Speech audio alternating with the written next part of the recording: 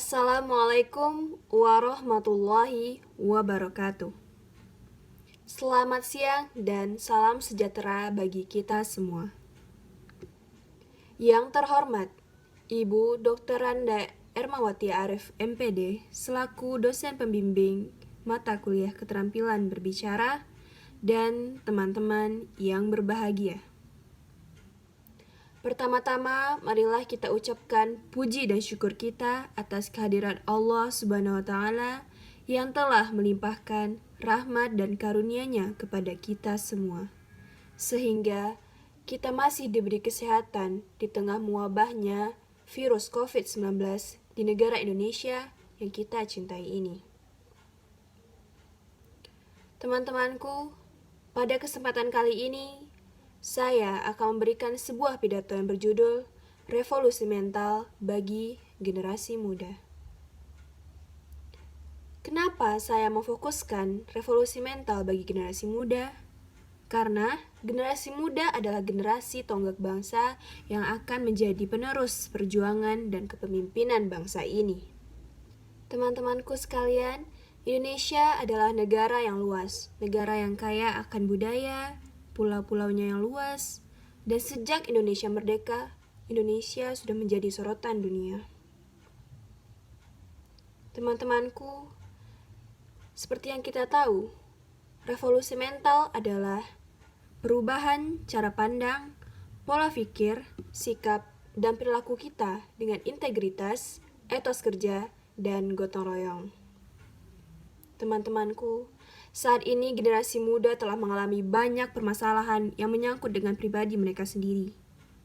Seperti misalnya perilaku malas, sikap rendah diri, miskin kemauan, miskin motivasi, mudah mengeluh, dan banyak hal buruk lainnya yang terjadi pada mereka. Sungguh naas jika kita lihat bagaimana generasi muda bukannya berubah menjadi lebih baik, malah mengalami kemerosotan mental. Hal ini dikarenakan karena adanya pengaruh dari luar, budaya-budaya luar, teknologi yang semakin canggih di era modern saat ini.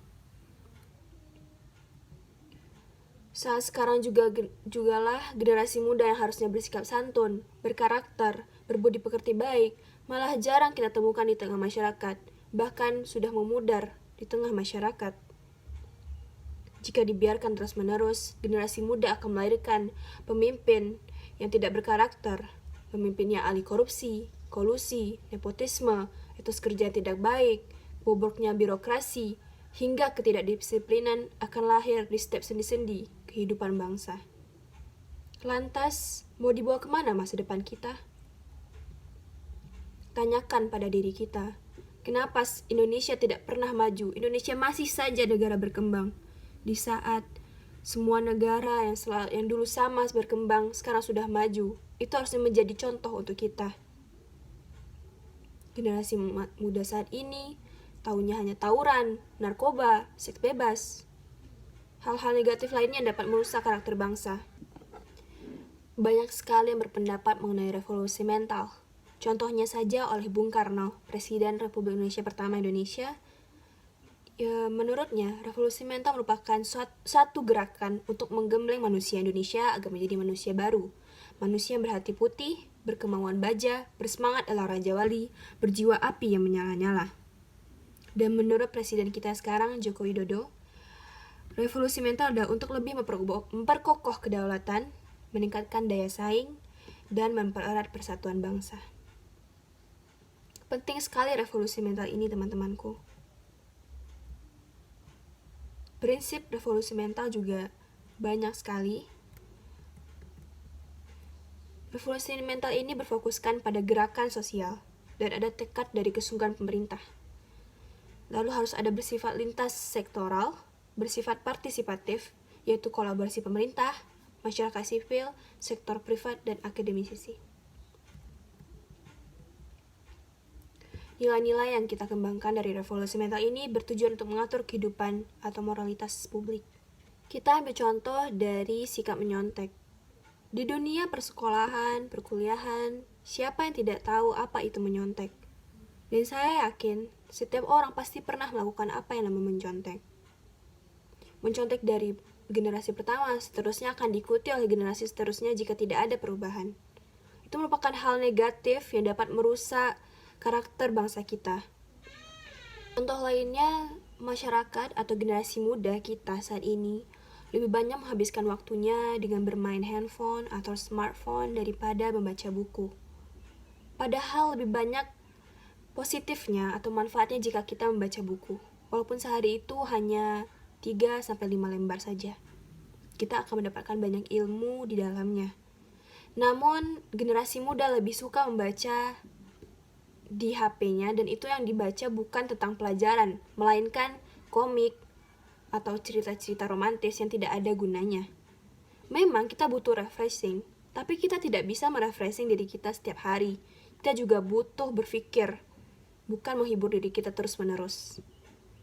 Jangan menjadi budak di negeri kita sendiri. Itulah kata orang-orang. Namun nyatanya kita tidak mempedulikan kata-kata tersebut. Kita hanya melengah. Kita hanya tutup telinga, tidak mempedulikan apa yang generasi tua kita telah kita katakan. Kita mudah sekali diperbudak oleh HP kita, sehingga kita lupa waktu, kita tidak sholat, kita lupa makan, mengganggu kesehatan kita, sampai mungkin ada yang begadang untuk main smartphone saja seharian. Itu merupakan hal yang tidak bagus, teman-temanku. Lebih baik kita mengisi waktu luang kita dengan membaca Al-Quran, atau membuat tugas kita yang saking banyaknya di libur ini, itu tidak masalah. Teman-temanku, kita masih bisa mengadakan perubahan di setiap sendi kehidupan kita, dimulai dari diri kita sendiri. Contohnya saja tadi, kita membuang sampah pada tempatnya, tidak mencontek atau belajar sebelum ujian, dan yang paling penting, kita harus menciptakan produk yang baru. Jangan terus-menerus belanja atau membeli, cobalah untuk menciptakan produk kita sendiri. Memang bukan hal yang mudah, tapi itu memang harus dipaksakan dan harus dimulai dari saat kecil. Dan tidak ada kata terlambat, bisa kita mulai juga dari saat sekarang ini. Seperti pengertian revolusi mental tadi, terdapat 3 komponen yang bisa membantu kita untuk berubah. Integritas, etos kerja, dan gotong royong. Integritas merupakan sikap jujur dan sadar akan hak dan kewajiban kita sebagai rakyat Indonesia. Yang kedua, etos kerja. Etos kerja merupakan kerjasama kita dengan agama lain. Bagaimana kita bertoleransi antar agama. Kita menggabungkan kekuatan kita tanpa melihat agama kita.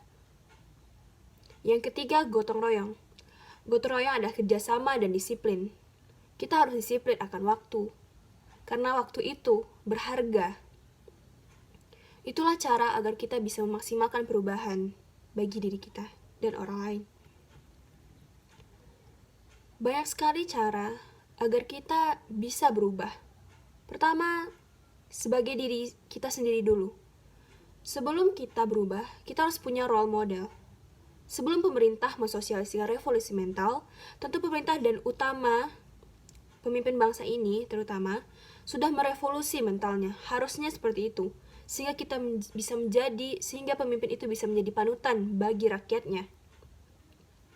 Kedua, inisiatif. Tidak bisa hanya pemerintah yang bergerak lancar. Masyarakat pun juga harus bergerak.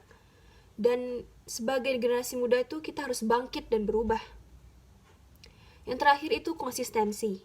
Apabila pemerintah dan masyarakat sudah bekerja sama, bahu-membahu dalam menggerakkan revolusi mental, yang dibutuhkan hanya satu hal lagi, teman-teman, yakni konsistensi. Pengimplementasiannya bersifat berkelanjutan, sehingga manfaatnya bisa dirasakan dan tentunya pula ada perubahan mental yang kita inginkan. Banyak sekali cara perubahan dari revolusi mental ini. Dari gerakan Indonesia Bersih, gerakan Indonesia Tertib, gerakan Indonesia Mandiri, dan lain sebagainya. Sebagai generasi muda, teman-temanku, kita dituntut untuk berpikir kritis, berpikir agar semua permasalahan di negara kita ini dapat teratasi sesuai harapan para pendiri bangsa dulu. Tentu saja teman-teman pasti ingin kan berpartisipasi dalam mengimplementasikan program pemerintah, khususnya revolusi mental. Memang susah teman-teman mengubah mindset bangsa, mengubah stigma-stigma di masyarakat, itu bukan suatu hal yang mudah. Namun, jika kita melakukan hal positif, masyarakat pun akan ikut serta untuk melakukan hal positif tersebut. Mahasiswalah yang akan menggerakkan rakyat Indonesia ke depannya agar lebih baik dan lebih maju lagi. Baiklah, itu tadi pidato yang dapat saya sampaikan.